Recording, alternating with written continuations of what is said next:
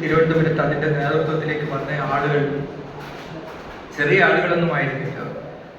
നേരത്തെ നമ്മളെ വിട്ടുപോയ Sudhakaran sir, professor Sudhakaran, AR Chidambaram, നേരത്തെ ഇവിടെ ഉണ്ടായിരുന്ന മഹേശ്വരൻ സാർ, തമാഷ് കീഴ്പ്പെട്ട MK കരുണാകരൻ, SK തന്ത്രി, ഇങ്ങനെ കുറെ മനുഷ്യർ അക്കാലത്ത് പെട്ടെന്ന് നമ്മുടെ ഇതിന്റെ നേതൃത്വത്തിലേക്ക് വന്നു.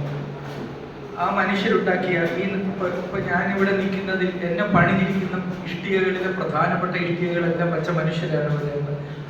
എനിക്ക് പറയാൻ പറ്റും എന്താണ് നമുക്ക് തിരിച്ചു കൊടുക്കാൻ പറ്റുക, നമ്മളെ തന്നെ തിരിച്ചു കൊടുക്കുക എന്ന് പറയുന്നത് പോലെയുള്ളൊരു കാര്യമാണ്. അത് അവരുടെ സൂക്ഷ്മത എന്താണെന്ന് അറിയുന്നതിന് ARC തന്നെ ചെയ്തിട്ടുള്ള ചില കാര്യങ്ങളുണ്ട്.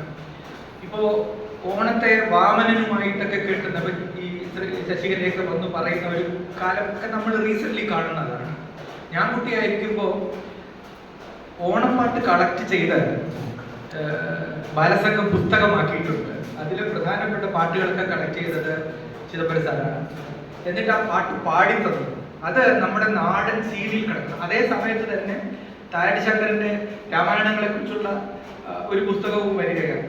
അപ്പോൾ ഇതിന്റെ ഈ രോഗം തുടങ്ങുന്നതിന് എത്രയോ മുന്നേ ചികിത്സ തുടങ്ങിയ മനുഷ്യരുടെ കൂട്ടത്തിലാണ്. അതാണ് അവരുടെ സൂക്ഷ്മത. ഈ സാംസ്കാരിക പ്രവർത്തനം എന്ന് പറയുന്നത് യഥാർത്ഥത്തിൽ ഹിന്ദു ഫണ്ടമെന്റലിസത്തിന്റെ ഈ ഒരു വരവിന് ശേഷം പ്രധാനപ്പെട്ട ഒരു കാര്യമായി തീർന്നിട്ടുണ്ട്.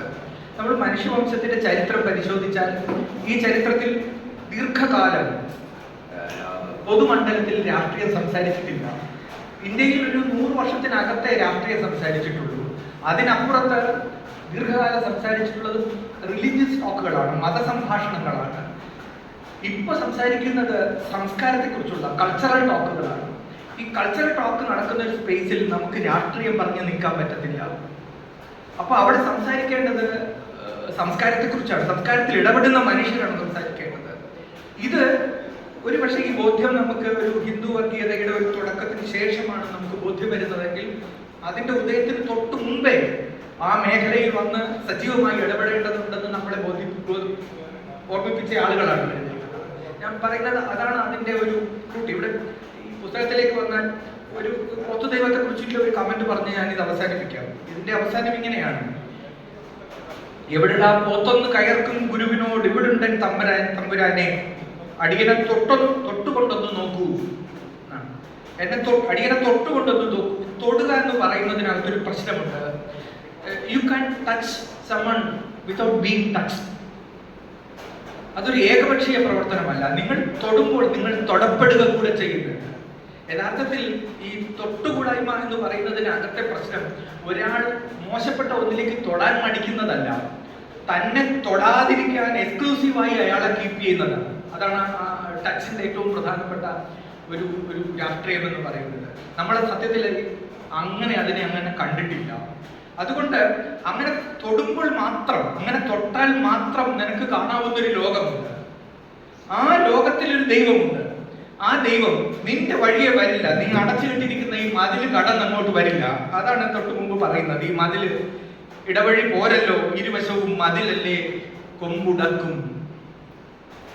ഇതാണ് യഥാർത്ഥത്തിൽ ഇന്ത്യൻ യാഥാർത്ഥ്യം. ഇന്ത്യൻ യാഥാർത്ഥ്യത്തിനകത്ത് ഇവിടുത്തെ ഹൈന്ദവ ദൈവങ്ങളെല്ലാം അപ്രോപ്രിയേറ്റ് ചെയ്യുന്നതിന് ഹിന്ദുത്വം ശ്രമിക്കുമ്പോഴും അവർക്ക് കൊണ്ടുപോകാൻ പറ്റാത്തത് കൊമ്പുടക്കുന്ന ഒരു പോത്ത് ഇവിടുത്തെ അധകൃതന്റെ, ഇവിടുത്തെ സാധാരണ മനുഷ്യന്റെ കൂടെ ഉണ്ട് എന്നുള്ളതാണ്.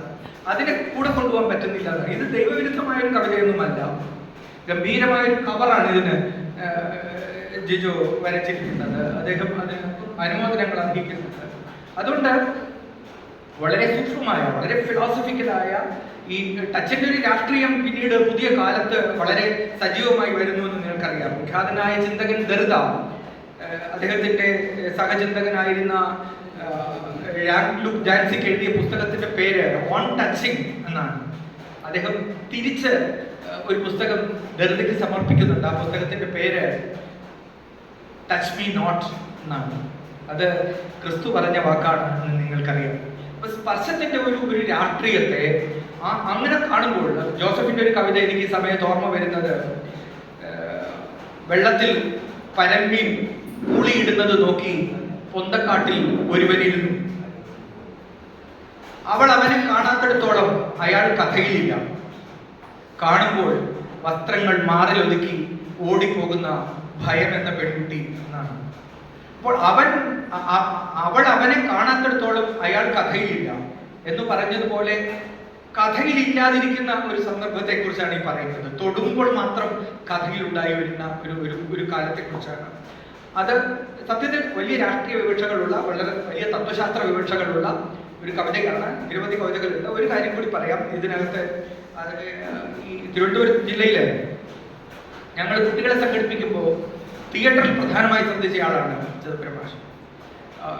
തിയേറ്ററിൽ ശ്രദ്ധിക്കുമ്പോൾ നിങ്ങൾക്കറിയാം, 80കളുടെ തുടക്കം ഈ ബർത്തിന്റെയൊക്കെ തിയേറ്ററിനെ കുറിച്ചുള്ള ധാരണകൾ നമ്മുടെ നാട്ടിലേക്ക് വരുന്ന കാലമാണ്.